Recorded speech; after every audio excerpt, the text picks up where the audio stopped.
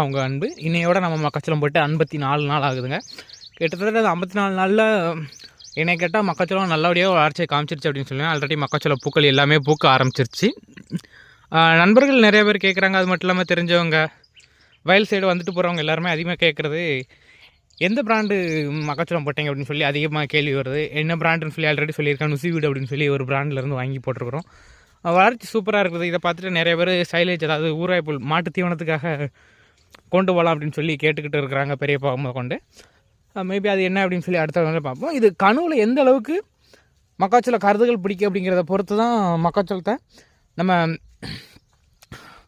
தீவனத்தை கொடுப்போமா, இல்லை மக்காச்சோளத்தை விளைய வச்சு மக்காச்சோளமாகவே நம்ம அறுவடை பண்ணிக்கிறோமா அப்படின்னு சொல்லி நாம் அதுக்கப்புறம் முடிவு எடுத்துக்கலாம் அப்படின்னு சொல்லி நானும் அப்பாவும் டிசைட் பண்ணியிருக்கிறோம். இதை பற்றின கருத்து உங்களுக்கு எது இருந்துச்சுன்னா கமெண்ட் பண்ணுங்கள். அந்த வீடியோ பிடிச்சிருந்துச்சுன்னா மறக்காமல் எல்லாருக்கும் ஷேர் பண்ணுங்கள். மறக்காமல் அந்த சைலேஜ் பற்றி தெரிஞ்சவங்க கமெண்ட் பண்ணுங்கள். நன்றி, வணக்கம்.